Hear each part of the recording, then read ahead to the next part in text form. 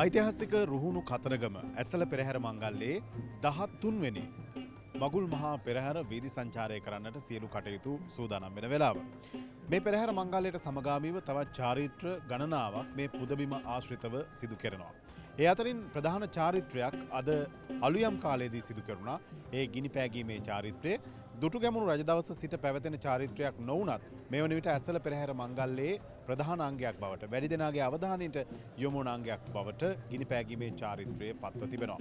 ඒ සඳහාත් අද අලුයම් කාලයේ විශාල බැතිමතුන් පිරිසක් කතරගම පුදබිමට පැමිණ සිටින ආකාරය අපට දක්නට හැකියාව ලැබුණා.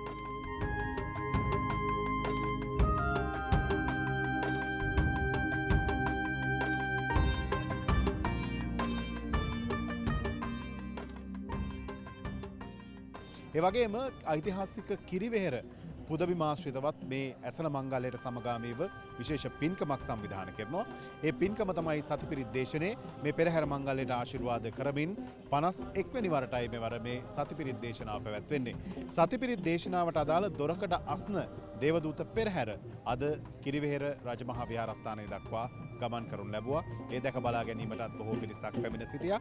එය ලංකාවේ පැවැත්වෙන විශාලම දේවදූත පෙරහැර බවටයි පත්වෙන්නේ. සංස්කෘතිකාංග ගණනාවක් අලියතුන් විශාල පිරිසක් එම දේවදූත පෙරහැරට සම්බන්ධ වුණා. ඒ පැවැතුනේ කිරිවෙහෙර රජමහා විහාරස්ථානයේ විහාරාධිපති පූජ්‍ය කොබෝක ධම්මින්ද ස්වාමින් වහන්සේගේ අනුශාසනා පරිදි.